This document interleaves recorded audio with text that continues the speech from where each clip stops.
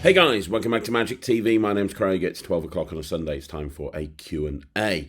I hope you're having a great week. If you've never seen a Q&A before, this is where I take all the questions that you've asked over the course of the week and I try to answer them to the best of my ability. Once again, I'm sorry I'm not in my normal studio.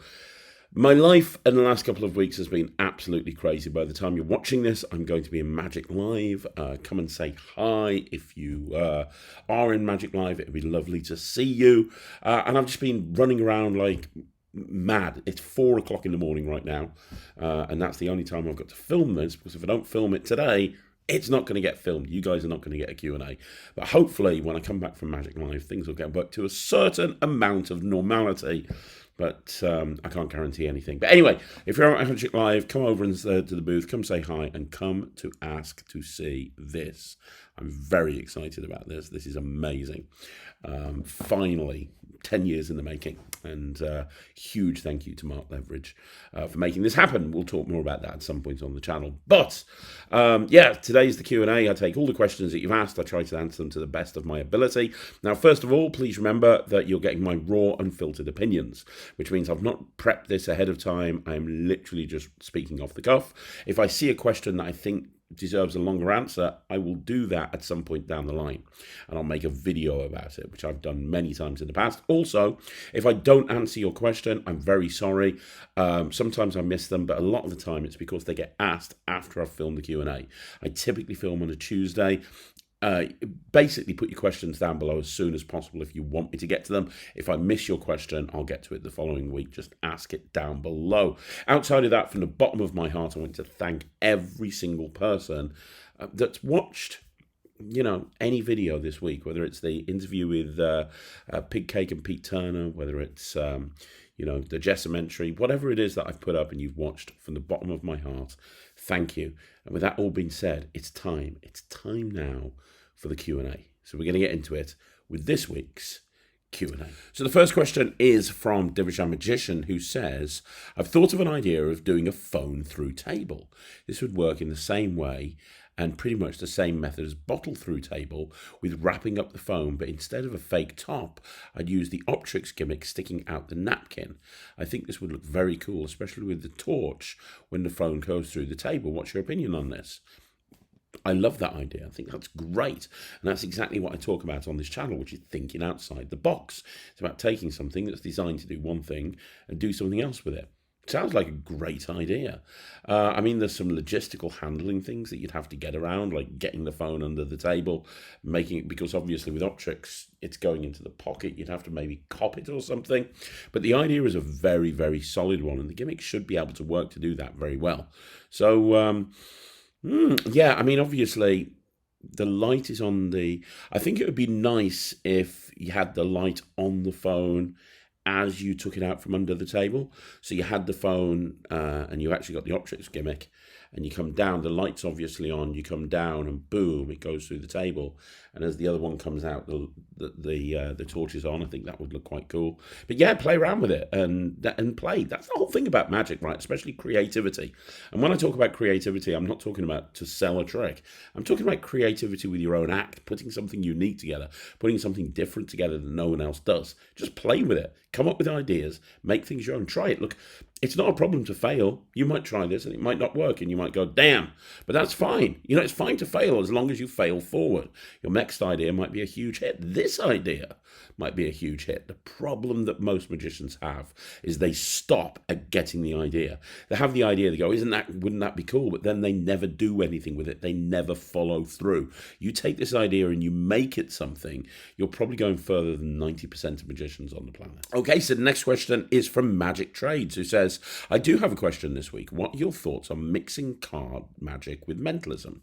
Does card magic somehow detract from mentalism because the audience will just think it's magic? Curious to know your thoughts. There's different mentalists that got different opinions on this. Look, if you're a hardcore mentalist, if you're all about the mentalism and that's all you do, and you talk about psychology and influence and so on and so forth, then it'd be a little bit weird to then go and do a sponge ball trick and an ambitious card. However, I know that, if you look at my very first interview on this channel with Mark Spellman, I asked him that very question. And he said he doesn't see a problem with it, and he's happy to do magic and mentalism and combine the two, and he doesn't think it detracts. And, Mark Spellman knows a thing or two. So from my point of view, I'm not a mentalist. So I'm openly a magician. I openly will say to people, I do magic. I'm not a mind reader. I can't read minds. I'm a magician, and even if I do something that's kind of mental magic-y, because I do mentalism, but I won't frame it as mentalism. If I do, let's say, something like a bank night, or let's say I do something with the evoke deck, at no point am I telling people that they are watching mentalism. So for my character, it's absolutely fine. I have no problem mixing magic and mentalism as long as I present the mentalism in the right way. Really, it's down to personal preference. I could understand why a mentalist would not want to do like an ambitious card, for example, because they're trying to put across the fact that they are somebody who has the power to influence people, somebody who has the power to read people's minds, or psychologically, whatever, however you present your mentalism. If you're that person, like Matt Gluley is a perfect example. So Matt does a lot of influence-based magic. I've seen him do close-up many times, and it's all influence-based. It's all based around influence. I'm going to influence you. I'm going to psychologically get into your head. It's unlikely that he would then go and do the 15. I don't know. It'd be very difficult to do a cards across in there, and continue to do the mentalism as well. Could you do it? Yes. Is it possible to do it? Yes. But if you're coming across as a hardcore mentalist, I could see why it would detract from what you're trying to achieve. I suppose it really just comes down to the individual. You have to decide what's best for you and what's not best for you. And it's the same thing, Tom Crosby, who is the performing nerd, is one of the best sleight of hand magicians I'll ever see. He's incredible. Huge fan, but he doesn't do any of that in his act because it doesn't fit his act. And he's said in the past openly, there's lots of tricks I'd love to do, but I just can't do them because it doesn't suit me. So I think that's what you need to bear in mind. Not every trick is going to suit you. So you have to pick on a trick-by-trick basis whether the trick you're doing fits your character, it fits your act, it fits the person you are, it fits the type of person you're trying to put yourself across as, and you pick the tricks that work best for you. Okay, so Punkala says, hi Craig, 2 questions about famous magicians this time. Okay, so let's have a look. Question number 1. Why isn't anyone ever calling out the downright sexual harassment Bill Malone does in his L&L performances? Some of the touching of women he does is downright uncomfortable to watch, let alone for the women to experience. I want to learn some of his tricks, but I really don't feel like I'm giving money to a person like this. Okay, so I don't remember obviously I've seen all of Bill Malone's stuff. I don't remember it being like that, but I'm not saying that's not the case. I just haven't seen his videos for a long time. So it's difficult for me to make a judgment call on that without going over, grabbing the DVDs and watching them. What I will say is Bill Malone's material, the L&L stuff was in the late 90s. 80s, 90s, it must be in the 90s, something like that. That's when Bill Malone was at his peak, and it was a very different world back then than it is now, in terms of, how touchy-feely it was okay to be and not to be, in terms of many different factors. I'm not going to get into this. This is not the channel to get into this sort of thing, but I will say, Bill Malone's style that you see on those L&L DVDs was born of a particular era where certain things that were done and said back then wouldn't be appropriate now. There's certain things that I did when I first started performing in the late 90s that wouldn't work now. Just absolutely not in a million years. That's the problem with the internet, and that's the problem with things like that. You seal a person's actions and performances in almost like a time capsule. So my question to you is, are you looking at Bill Malone from the point of view of the act? Has anyone seen him perform recently? Is he still like that now? I don't know. So it's a difficult thing for me to say. I'm not too sure. Or I don't know. Without looking at the DVDs, I don't know. But all I'm saying is, he's supremely popular. I don't ever remember watching a Bill Malone DVD and having that impression of him. So it's subjective, isn't it? One person's opinion on something is different to another person's opinion. One person's recollection of something is different to another person's recollection. I think that if it was as bad as you're saying, every single magician would be in an outcry about it. And I don't think I've ever heard anyone say anything like that before. So it might be indicative of the time that those DVDs were produced. It might be something that you're more tuned into than others in terms of taking offense. I don't know. I don't mean that with any malice at all, so please don't take it that way. All I can say is I've seen his DVDs many times and I didn't pick up on that. Maybe it's that the magic is so strong I subconsciously look past that. I don't know. At some point I will look at the DVDs, but I don't think it's too much of an issue, but I might be wrong. Okay, so Pankala also says, knowing Harry Lorraine's legacy, I was shocked to see how bad his card technique is. When I saw some of his routines, I instantly thought, this is the legendary card guy. I'm not a snob regarding card technique, but there is a certain bare minimum skill that I think any card magician needs to have. And some of Harry's tricks are so badly executed that I wouldn't show them to my wife in fear of exposing some essential techniques. The only explanation I can think of is that if he had rheumatism in his hands or some other illness. Am I missing something here? Okay, so again, this is kind of a similar question, but to do with technique as opposed to presentation. And the answer is the same. First of all, which Harry Lorraine were you watching? Remember, the guy passed away when he was 90-something. So, his skill is going to deteriorate over time. Now, I'll be honest, I was never a huge Harry Lorraine fan in that I never really watched much of his material. I read his books. Apocalypse is fantastic, but I don't think I've ever seen him perform. So I'm not too sure if he was like that earlier on in his career, or if you're referencing, something when he was in his 80s or 90s. I'm not too sure. What I do know is Harry was very proud. He was very opinionated, and he would. I don't know if that has anything to do with it. What I will say is, I don't care what anybody else's skill is. If you don't think he was very skillful, if you don't think that his sleight of hand was good enough, and you are almost offended to the point that you need to ask a question about it on Magic TV, then that's good. Because that means that there's no excuses for you to be as big as Harry Lorraine if you wanted to be. Because here's the thing, Harry Lorraine was massive in this industry. He was respected by magicians all over the world for his skill and his creativity with a deck of cards. So if you think that his skill wasn't there, look at what he's managed to achieve. You can't take that away from him.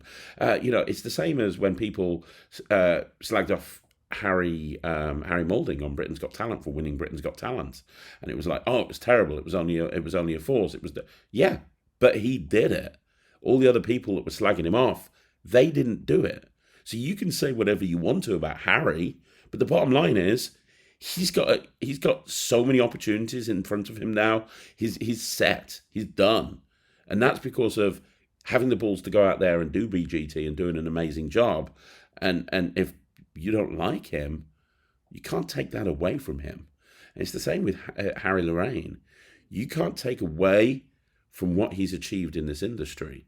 He's achieved more in this industry than most magicians could ever dream of, in an area that was very, very crowded. Remember, he was on the East Coast.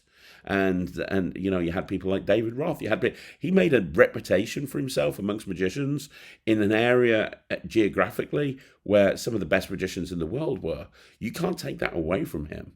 So, one thing I learned is it's very easy to look at somebody and be negative about them and go, well, they're not very good. Why have they achieved what they've achieved? Instead, just focus on yourself. Are you where you want to be? Are you in a position where you are where you want to be? Because I'm pretty sure when Harry Lorraine passed away, he was in a position where he wanted to be. He was a certified legend in this industry. He'd written books. He'd done the amount of stuff that Harry Lorraine had done is ridiculous. So don't focus on Harry and why he's so bad and why you think his technique isn't very good or anything like this. Instead, just focus on yourself. Go, well, where am I where I want to be?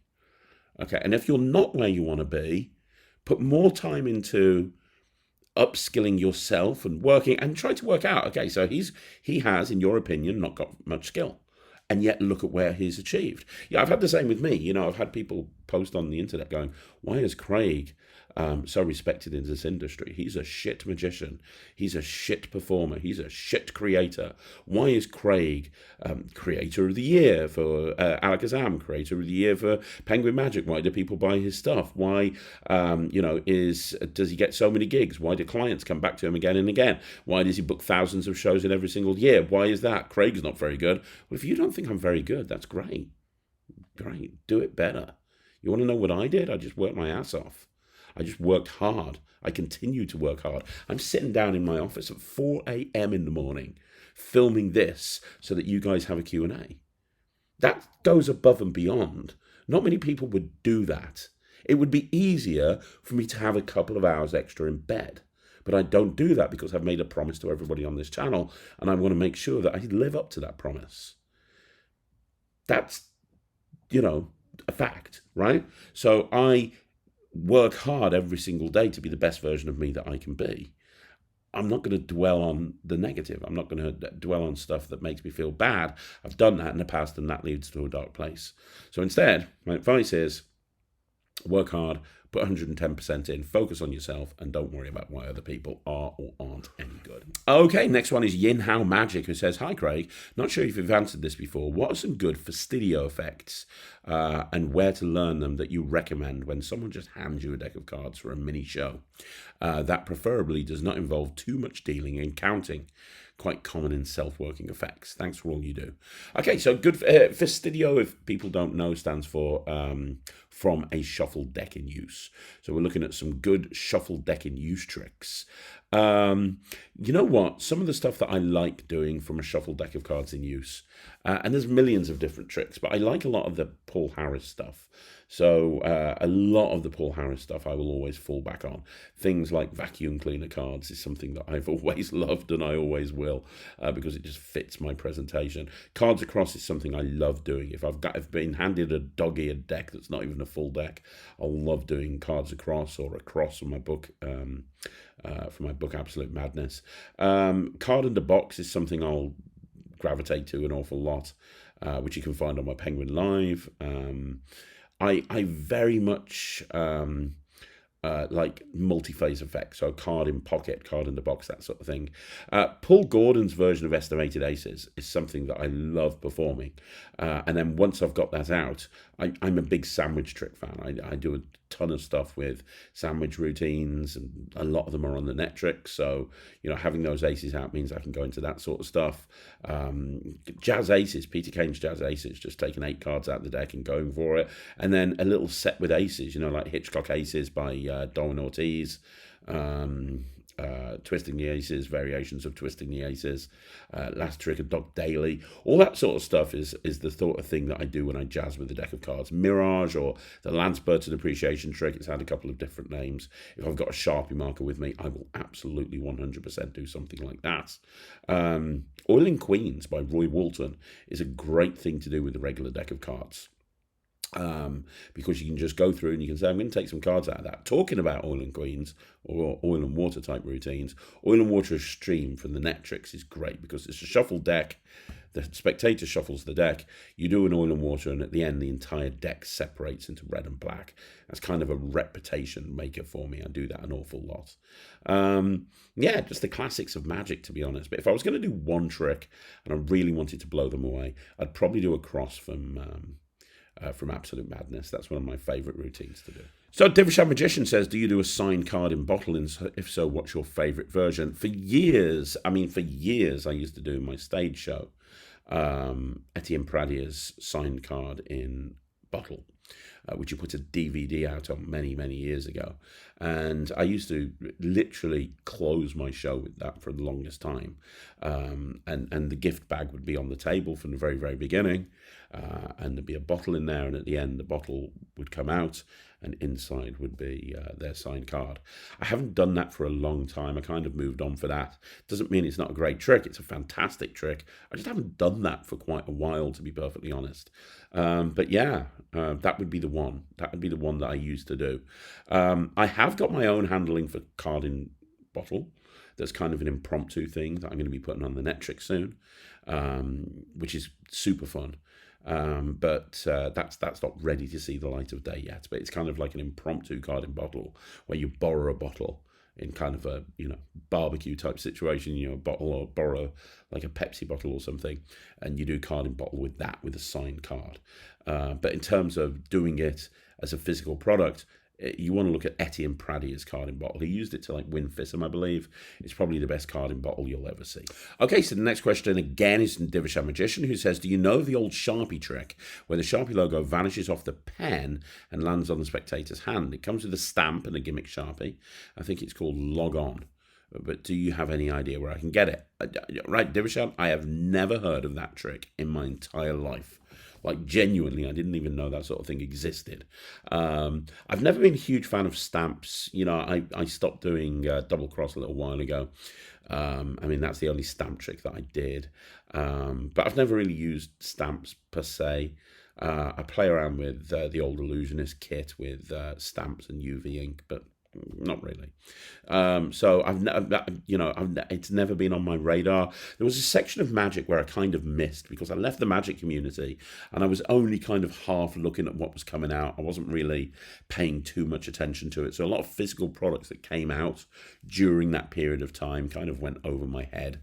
So maybe it was during that period. I don't know, but I've never heard of a Sharpie logo vanishing and appearing on someone's hand. Although it does sound bloody cool, doesn't it? Okay, so the next question is from Caleb D'Amico, who says, hi, Craig. First of all, thanks so much for your tip on fixing my coin shell. It's already fixed. Brilliant, brother. That's what I was hoping for. I have basically procrastinated and put off getting a regular residency gig all summer. I just keep making a bunch of excuses as to why I would wait. The truth is I have to jump out my comfort zone and do it. I'm planning on going into the restaurants instead of calling to help my chances, but I don't really know what I'm doing. Who should I ask for in that situation? And do you have any advice or tips on the subject? Anything and everything would help. Thanks again, Craig. Yeah, look, just go out and do it. That's the most important thing that I would say. Look, when it comes to sales, and that's what you're doing here, getting a residency, it's all about sales, right? So getting a residency, it's a sales process. And the single most important thing that you have to understand about sales is the more people you speak to, the more chance you have of landing a restaurant residency, right? I don't know what the law of averages is for you. It changes from industry to industry, from area to area, from person to person. Let's just say it's really bad. Let's just say it's 1 in 10. What that basically means is if you speak to 10 people, one person will definitely want to hire you for a restaurant, right?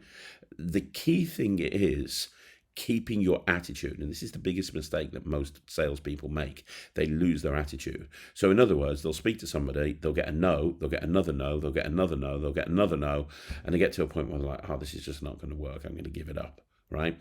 The whole point about sales is the best salespeople will tell you that the attitude has to be maintained regardless of how many no's you get, because the attitude you need to have in your head is every no brings you closer to a yes, right? Imagine that there's a room and you walk into it and there's 100 boxes, right?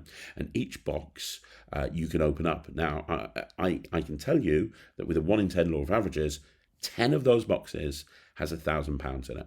Right, 10 of those boxes has £1,000 in it. 90 of them have nothing, but 10 of them have £1,000 in it. Right now, you open up 10 boxes.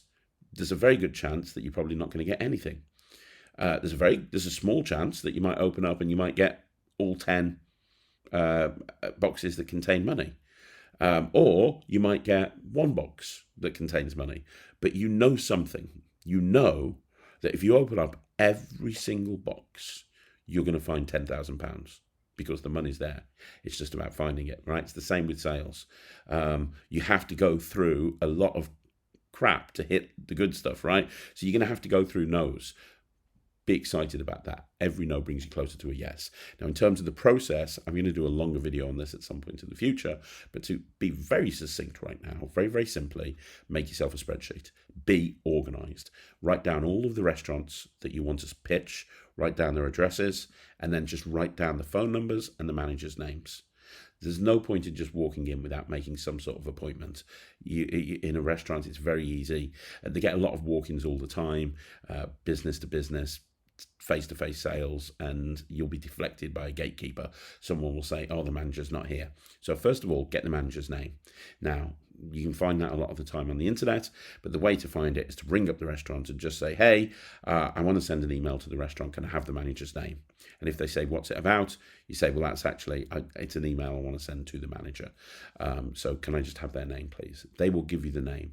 When you've got the name, you've got a spreadsheet of 100 different restaurants, 100 different managers' names, 100 different phone numbers.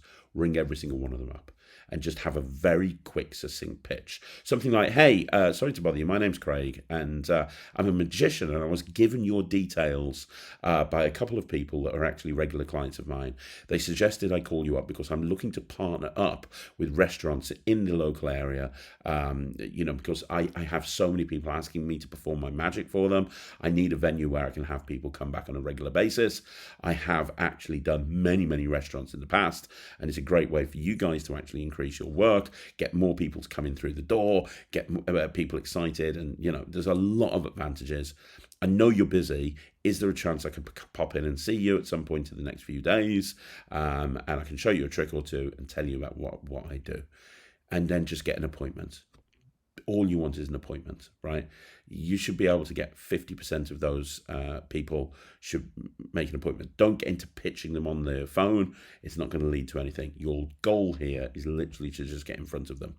Once you go into the restaurant, have a pitch. Think about all the different reasons why magicians are needed in a restaurant and have that pitch in your head. Show them a trick, but don't go overboard. Show them one good trick, one high-impact trick that sets you apart from everyone else, and do that trick, right? And then the rest of the time, talk about what it is that you do and have an end goal. What is your end goal here? Well, the end goal in a restaurant for me, when I have this conversation with the restaurant owner, is to have them book me for one session. I always say, look, my prices are discounted if I work with a restaurant on a regular basis because they're having me on a regular basis. I want to make it affordable for that restaurant. I'm not asking you to make a decision right now whether you should book me for a week or a month or a fortnight, whether you should book me on a weekly basis or a fortnightly basis. I just want to prove to you that this is going to work in your restaurant. So I want you to book me for a one-off date, a date that you're there, a date that you can watch, and more importantly, you can listen to the feedback from your customers and you can hear how good it is what I do. Then what I want you to do is simply, I want you to book me for that one date, and I'll come in and I'll perform, and you can see the reactions that I get. You can see how good it is, and at the end of the night we can sit down and we can decide whether it is something that you want to book on a regular basis or whether it's not going to work for you. And to give you an opportunity to try that, you can book me as a one-off event, and I'll give you my restaurant rate that I normally only give to restaurants if they book me on a regular basis. You get the booking, you go in, you do it, you do the best job you can do, and then at that point you sit down with the manager at the end and you negotiate a residency. Every time I've got myself into a situation where I've booked a one-off gig, I've always ended up with a residency. Why? Because they see how good it is. It's about getting them to see how good it is and what you can do. So that's kind of a very brief overview of what to do in a restaurant, how to get the pitch. We'll go into more detail at some point in the future, but hopefully that helps. Okay, so Spars 2011 says, hi Craig, thanks for all you do for the magic community. You're more than welcome. I was wondering, how do you and Ryan find the right music for your tricks? Do you have any tips for choosing the right tracks and where to look for them? Great question. And the answer is simply just go on Spotify. That's what we do. Me and Ryan will sit there for hours listening to music. If we're working, so Ryan's just putting the subchunk together. He's learning the subchunk with his sister, and he's got to a point now where he's ready to actually add music. And we've spent weeks looking for the right type of music and just listening to music. And you have to think, right, how do I want this to play out in front of an audience? What's the experience I want the audience to have?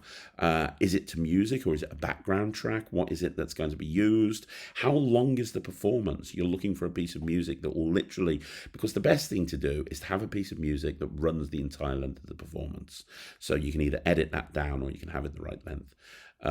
What you don't really want to do is have it fade out at some point towards the end. So have in mind how long the piece is going to be, what you're wanting the audience to take from the piece. Is it going to be a fun piece? Is it going to be more dramatic, more serious? What's your performing character? What's the rest of the music like in the show?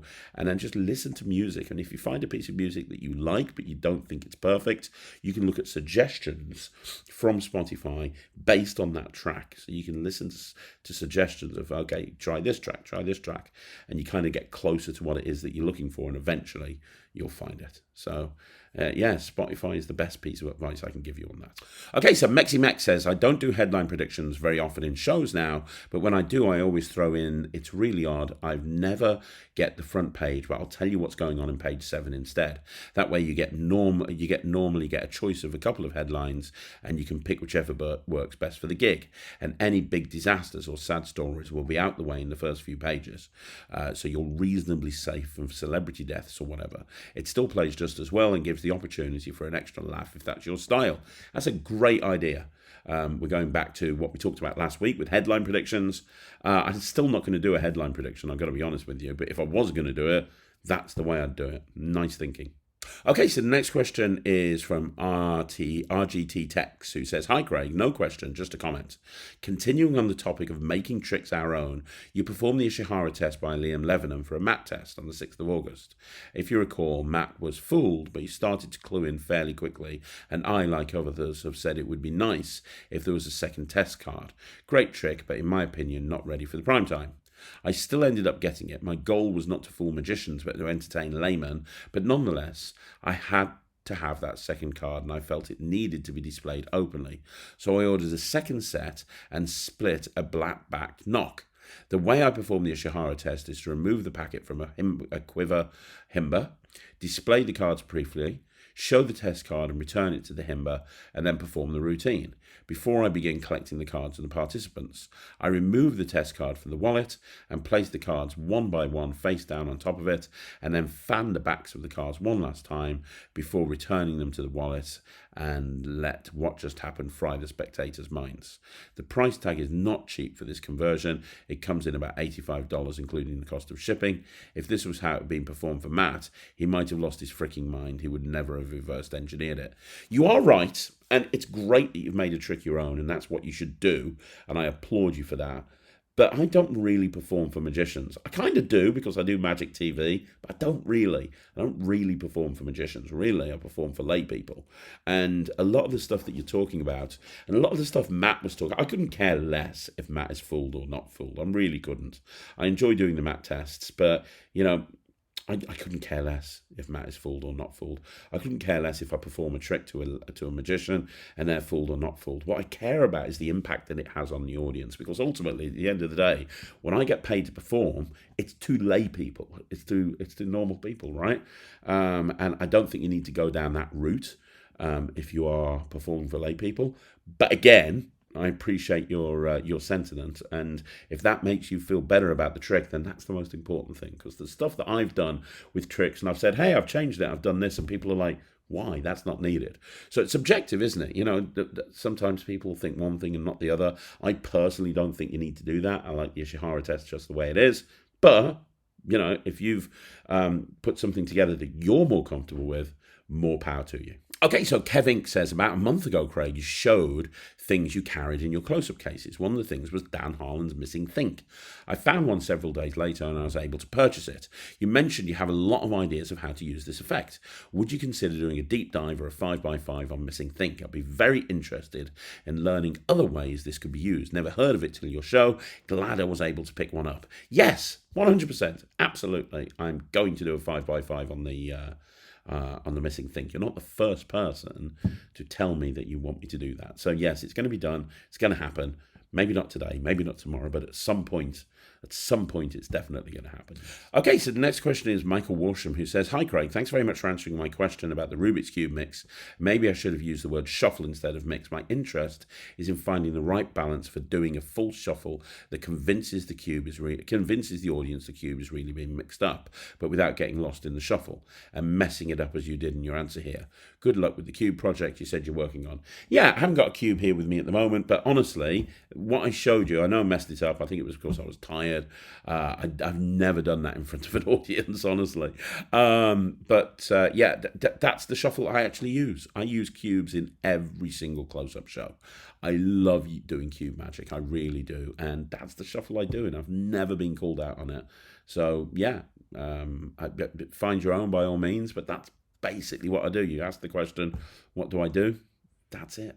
Okay, so Milo Jupiter says, "Hi Craig, I've been considering getting the Mirage coin set, and of course it looks great. I was wondering if there are any Mirage coin sets in Walking Liberty halves. Also, on a side note, do you know good places to get real Morgan dollars and Walking Liberties in halves? Thanks." So, in terms of real Morgan dollars and Walking Liberties, you can speak to the coin guys, people like... people like Jamie Schoolcraft, people like Ronald Davis, people like Roy Coopers.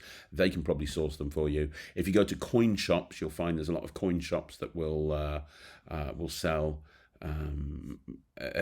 Walking Liberties and Morgans and so on and so forth. But in terms of the Mirage coin set, you can have a custom Mirage coin set made through Alakazam.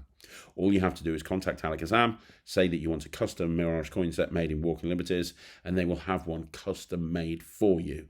So yeah, I've got a custom made Morgan dollar version. So you can get more half dollar versions very, very easily.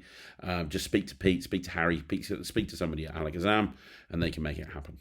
Okay, so the next question is from Darren Gregg, who says, "Hi Craig, despite being predominantly into mentalism, I'd like to be able to do one really good coin trick for when I'm put on the spot.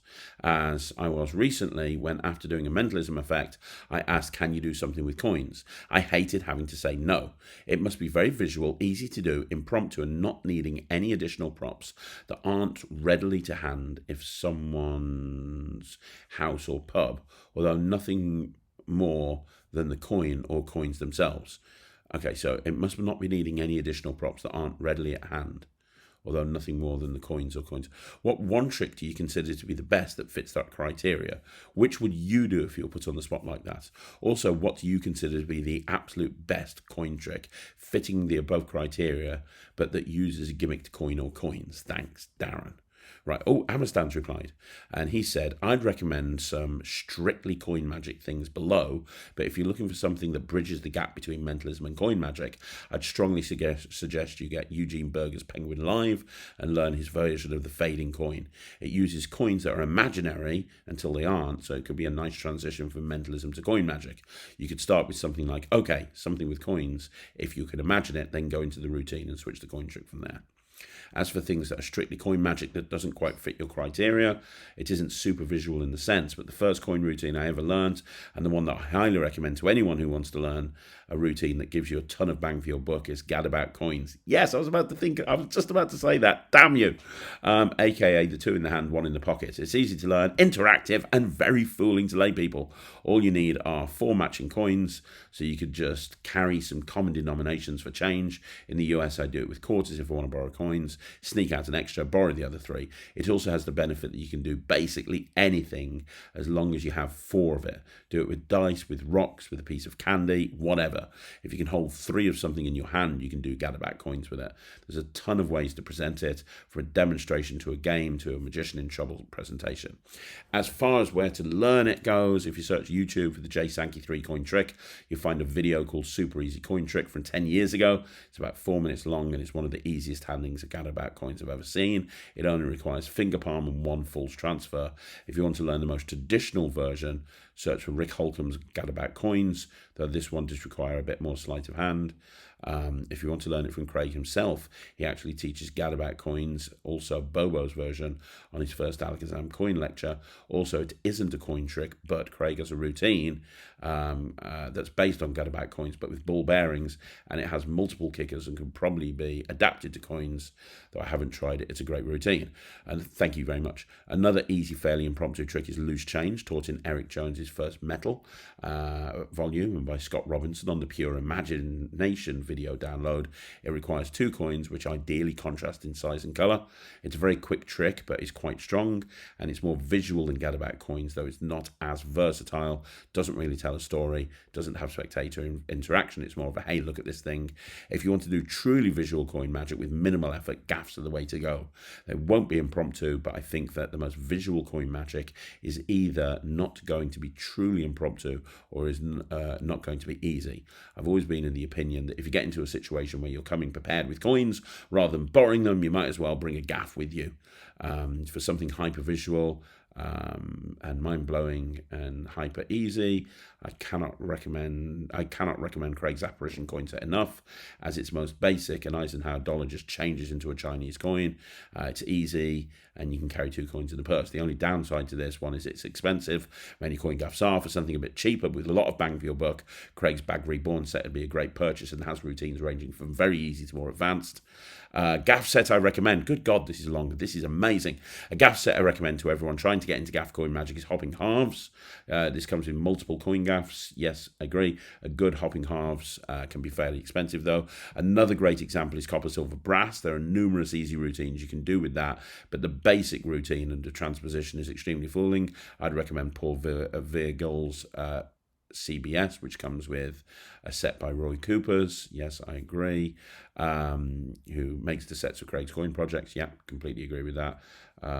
Doc Eason's routine. Yeah, if you don't want to spend a lot of money on coin gaffs, but you still want to get some visual coin magic, a copper silver coin is a great investment and the least expensive of the common gaffs. There's a lot of routines you can do with it, but I'd recommend starting with Presto Change, which is in modern coin magic and also taught by Rick Holcomb on his YouTube channel. Yep, I agree with that as well. As always, I've written a ton, but hopefully that helps. I get really enthusiastic about discussing coin magic, especially when it comes to the beginner and intermediate resources, and this is such a common question. I hope this answer can help others, especially getting into coin magic. Coin magic is notorious for being hard, but there's a lot you can do without having a deep intro sleight of hand, especially if you're willing to use gaffs. Yes, I agree with all of that, all of it, every single word. I was going to say Gadabout Coins is a fantastic trick to learn. The other one that I would have said is a questionable trick by Greg Wilson, which he put on the cuff or on the spot, one of them. A questionable trick is a copper silver transposition in that spectator's hands. It's very, very easy to do. And looks absolutely awesome. So those are the 2 that I would recommend if you want just one coin trick that's really, really good. My favourite coins across that I do impromptu is called No Frills Coins Across. You can find that on the Netrix.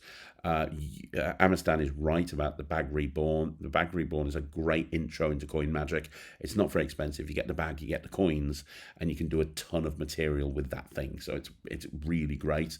But yeah, gaffs really are the way to go, in my opinion. Apparition is a great shout. Apparition is very, very good. I would also say, if you want a gaffed coin and you want to do some really strong coin magic, having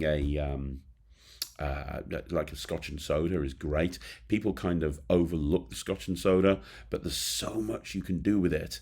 I do a coin under watch using a Scotch and soda, and it gets an insane reaction.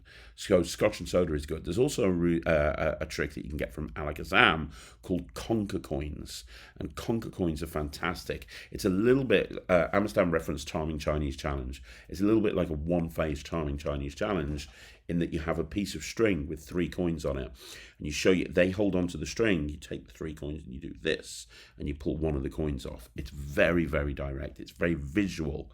It looks amazing. I'd highly recommend that. And it's gaffed, but it's self-working. It's a variation of the sort of the Scotch and soda. And I recommend the Conker coins to a lot of people to start off their coin magic journey.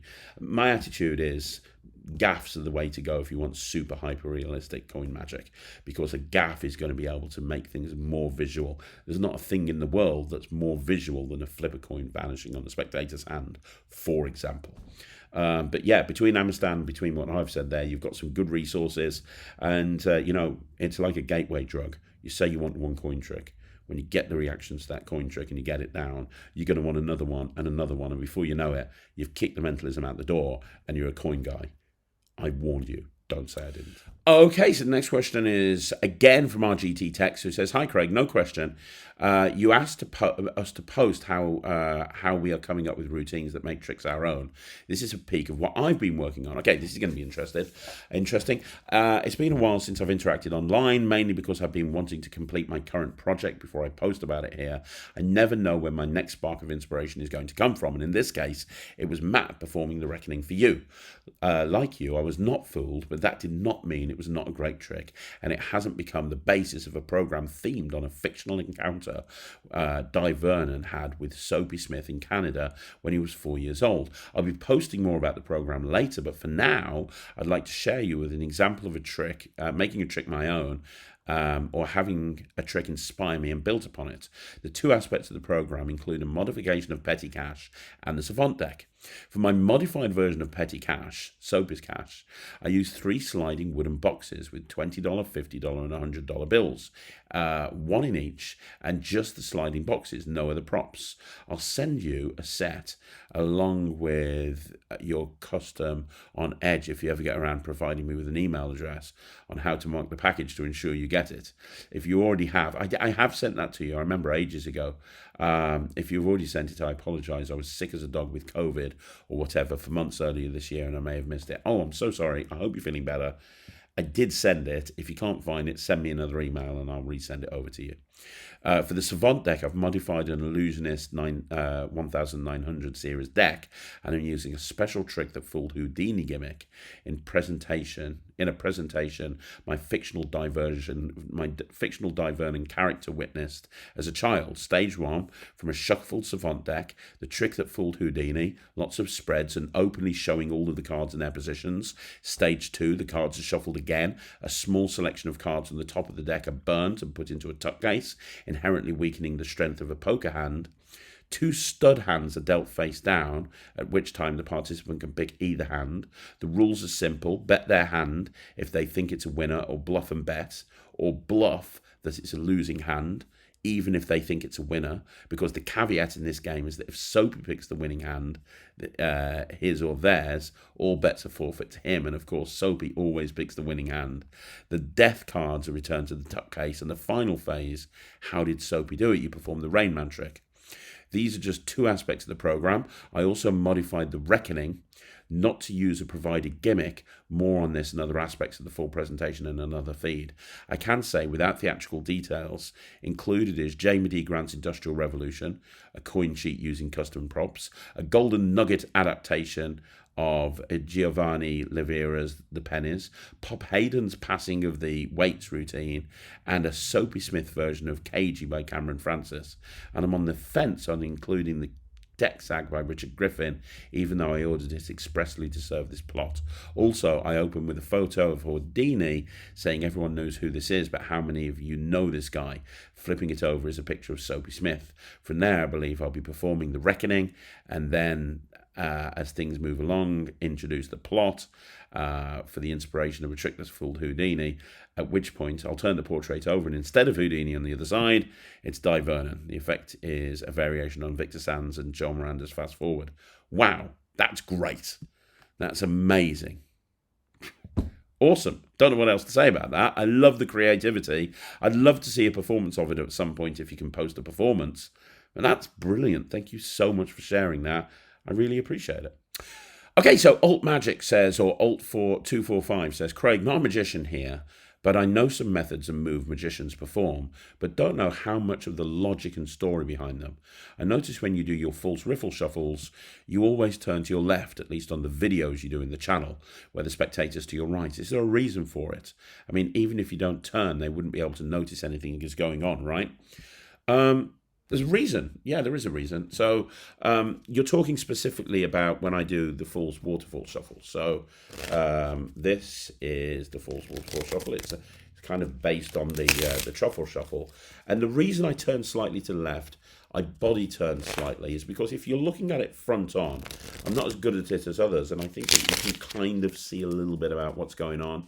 And a lot of the time, when I perform, I'm aware of my angles, and I adjust and block accordingly. So when I do this, I think that a slight bit of movement as I do the full shuffle just kind of really aids that full shuffle, if that makes sense. I mean, look, if I do it front on like that, let me do it front on, it looks okay. And without me drawing attention to it, no layman will ever see anything really, I think. But I do think it's best if I do a slight turn to the left. So that's what I do. I do a slight turn to the left as I'm doing it. You know, it's not something that anybody ever picks up on, but it's just a way of making sure that I'm blocking any potentially bad angles or, you know, anything like that. So that's why I do it. That's the reason behind it. You know, body blocking and awareness of angles is such an important thing when you perform, and it's something I'm hyper aware of a lot of the time, especially when I'm doing coin magic. I need to know where people can see my palm, where the coin is, and I'll adjust accordingly, if that makes sense. Okay, so MCK Magic says, "Hi Craig, how would you recommend going about generating ideas for kids shows when you have no gigs coming in? I have several techniques I plan on using at a kids show that'll have happened by the time you see this comment, but during the summer I'm trying to generate as many leads as possible through social media marketing, and I'll be honest, posting content isn't really working much. Any advice is appreciated." If I were you and you're not getting any gigs, I would go out there. And first of all, social media is great, but you know, unless you've got a big audience, it's not going to be the best. So if I would use the time, watch the Jessam entry.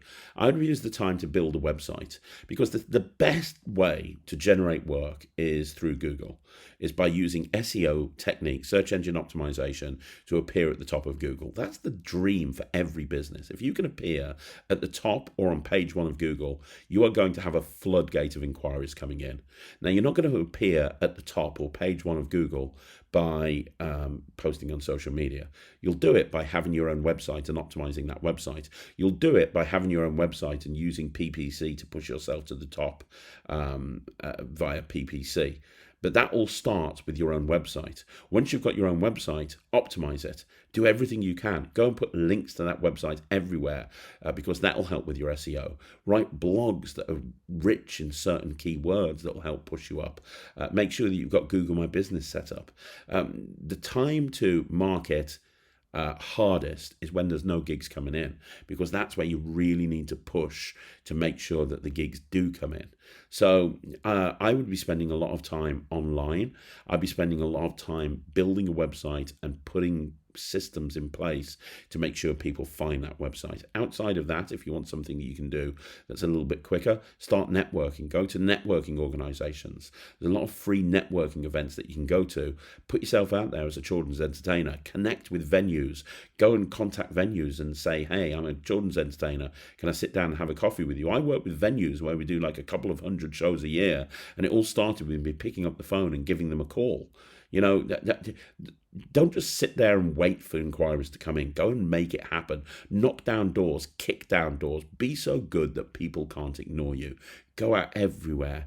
Go and contact any venue that you think might need a magician or a kids entertainer, and go and tell them what you do. Contact some local restaurants, you know, the family restaurants, and say, "Look, I'd like to come in and put on a family fun day for you. I'd like to come in and do a magic show and party games, and you know, I'll do a door split with you, and you know, we can charge tickets or do it for free, and I'll do it. You know, do whatever you can do to make it happen. Go out and offer to do a restaurant for free, going around doing kids magic, and give business cards out to everybody. Your goal is to get every single person to know who you are. Print up some flyers and put them in through doors, or take them around to places that you know that like parents hang out. Anything like that. There's no such thing as nothing you can do. There's always something that you can do. So go out there and make it happen. Doc18Q says, "Hi Craig, what would you recommend for a custom number on a Magic credit card? I'd like to be able to use the number for additional tricks. Thanks for all you do." That number. Right there. That number right there. The one that's on my arm. There. That number. That number right there. That is my favorite credit card number.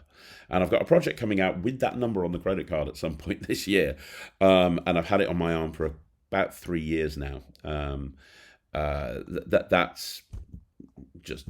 yeah, I can't really tell you what that number is or what it does, but it's my favorite use of a 16-digit number on a credit card. Outside of that, the other thing that you could do, have a look at Fraud by, I think it was Fraud, might not be Fraud, but look at the credit card thing that came out through Illusionist. They had a really nice binary system built into the 16-digit number, and that was quite fun. Also, have a look at Credit Swipe by myself, because I included a celebrity reveal into the 16-digit number. And I'll tell you something right now, that 16-digit number can actually be used in so many different ways. You can have different celebrity reveals. So if you've got Credit Swipe and you understand how that 16-digit number thing works, you can then apply that to other celebrities. So that's a really cool, like Hugh Jackman is something that works really well that I'm including in a future project as well. So make sure you look out for that. Okay, so the next question is from Punkala, who says, "What a weird deja vu feeling seeing Divishan Magician ask a question, have it answered by Craig the next week, and then asking the same question, having Craig answer the same question again the exact same week 3 weeks later without either of you acknowledging it. For a moment I wondered whether we had dreamed the previous time." And Divishan says, "It's happened more than once when he's answered my question, but I didn't realise because of the timestamps of the questions on the video were wrong, meaning when I looked on the timestamps I couldn't find my question, assuming it hadn't been answered, so I gave it another go next week." Yeah, okay. I don't remember. Like, I can barely remember what I did 2 days ago, so when I'm doing the next Q&A, I can't remember anything that I answered the week before. So if there's another question, sometimes I'll go, hang on a minute, haven't I answered this before? But then I think maybe I haven't. I answer so many questions, and some of them get quite repetitive. It's like, if I have to answer one more question about where to buy a bloody jumbo coin from, I think I might just end up like banging my head over and over again with a jumbo coin. So some of them are a little bit similar. So I don't want to like go, no, I haven't answered that question. That's probably the reason. But yeah, I can imagine that would be quite weird. Okay, so the next question is Michael Farrow says, "Hi Craig, how are you? Just curious if you had any tips on filming YouTube videos, especially the ones exploring magic and performance theory. In a world focused on fairly flashy thumbnails and quick dopamine hits, and me being someone without editing skills, what can I do to ensure the quality of my ideas aren't judged on the quality of my video? Thanks for all the best." I'm sitting in my office filming this on my laptop. There's no quality going on here. This is not a Lloyd Barnes video right now by any stretch of the imagination. So, my advice would be just film it. When's the best time? We look for excuses, don't we? As human beings, we look for excuses as to why to not do this. Oh, I'm going to start YouTube, but I don't have a full camera setup. I'm going to start YouTube, but I haven't actually got a script. I'm going to start YouTube, but I haven't got any ideas. I'm going to start YouTube, but this. I'm going to start YouTube, but that. You know when the best time was to create your first video? Probably about 10 years ago. When's the next best time? Today. Excuse me. Don't make any excuses. Set up a camera right now. Film a video. Don't even worry about the intro or the outro. I can come at some point down the line. Pay somebody on Fiverr to do it. Don't worry about that right now. Just film a video and put it up on YouTube. And then put another video up on YouTube. You're never going to get traction as a YouTuber if you just don't go out and do it. Look, I've got camera equipment that I use quite a lot. But here, now, I'm in my office. I've got a backlight behind me. I've got a backlight there. And I'm just filming it on my laptop because that's literally all the time I've got to do to film this Q&A. Just go and do it. Just go and do it. Go and set up a camera and go and do it. Don't worry about the quality of it. If the quality of your content is good enough, then that is enough. You will find your audience. Now, if you want to be a successful YouTuber, if you want to be the next Mr. Beast, yes, you have to go upskill your editing game. You're going to have to upskill your quality of content, but that's never been a concern of mine. I just want a place where I can share information that I believe helps magicians, and that's all that's important to me. Right, so the next question is from Jith4627, who says, "Hi Craig, you are a wonderful person." Thank you very much. I have a question, or looking for some tips on an Helmsley count. I struggle to not flash when I have 2 or 3 more cards to hide. How do you overcome that? Well, it's all about how good your push-off is. It's all about how good your push-off is. So, if I just grab myself some cards here, let me see how I've got 1, 2, 3, 4, 5, 6, 7, 8. 8 would be good. So, the couple of tips here. So, first of all, this is 8 cards that I'm counting as 1, 2, 3, 4, right? So, first of all, the first tip is don't have the edge to the audience like this. Because if you have the edge to the audience, when you're pushing off that block, they're going to see there's a block that you're pushing off, right? So when you've got a large amount of cards, you want to angle those cards down. If people are looking down in a mix and mingle situation, that's fine. But if they're not, angle it down like this. That's going to hide that bad angle. That's the first thing that I would say. Second of all, like I say, it's all about the push off. So notice how I grip the deck. I've got my forefinger at the top right. Now the forefinger being there helps with that first card because I can keep control of the 7 cards under the top one. So my thumb just pushes off 1 card. And my right hand doesn't move. My left hand moves. So I push off that 1 card. As that 1 card comes off, notice my thumb is going to push all 6 cards over as 1, right? Now, you want to practice that push off. The biggest problem that people have is when they do that push off, they spread. You want to make sure that doesn't spread, okay? So use your forefinger there so that there's no, you don't want to have that sort of thing, right? So use your forefinger there. Take that first card away. Move the left hand so that the right hand, the focus is on the left hand moving forward, not on the right hand. So even if this spreads slightly, the focus isn't there. So you do 1, and then, practice the switch as well. Get the switch looking really smooth. That switch on the count of 2, you want it to be very smooth and very direct. And then you're left with the 3, and that's fairly easy at the end. The key thing is just to practice that switch, the 1, 2, right? 3, 4. So, but it all starts with the push-off. Practice the push-off. It's going to be annoying, but literally stay there with a block of cards and practice pushing them off, squaring them up, pushing them off, squaring them up, pushing them off, squaring them up, pushing them off, squaring them up. And then the other thing that I would say is the rhythm. Get into a rhythm 1 and 2 and 3 and 4. What you don't want to do is have 1, 2, 3, 4. Have that rhythm. It can be fast or slow, but have that rhythm 1 and 2 and 3 and 4. And when you get that, we know we've got 8 cards here, right? But I'm going to throw in another 1, 2, 3, 4. That's 12 cards. So we've got 12 cards, but it makes no difference. Even if you do it with 12 cards, if you do it right, 1, 2, 3, 4. Look at that. There you go. 1, 2, 3, 4. I actually pushed off more than 1 there. There you go. 1, 2, 3, 4. Right? So it doesn't matter how many cards you've got. Just keep that angle down. Practice the push off. And you'll be able to do it with as many cards as you want. So hopefully, maybe, that helped. Okay, so the next question is from Spooky Kid, who says, when do you do rubber band magic? How do you use it? What tricks do you do? Is it an opening thing, or do you use it as a mid-set or a closer? How do you introduce it? What are your top 5 rubber band tricks? Please elaborate. I'm doing a 5x5 soon on rubber band magic, and I'm going to be talking about all my favourite rubber band tricks. What I would say is it's rarely an opening trick. It's more of a mid trick. It's definitely not a closer. Unless I'm doing a set of just rubber band magic, it's typically something that I'll put in the middle of a performance. It's definitely not a closer. It's definitely not an opener. But I do rubber band sets where the whole thing is rubber band themed. So I suppose technically that way it is an opener and a closer. But if I'm doing it amongst other stuff, it's going to go somewhere in the middle. In terms of tricks that I like, look at the 5x5 that I'm putting out at some point in the future. But I very much like some of the Russell Leeds stuff, like Rubberfly and Empowerment. Both of those are really good. good. I very much like a lot of the Joe Rhinefleece stuff as well. Some of Joe's stuff is amazing.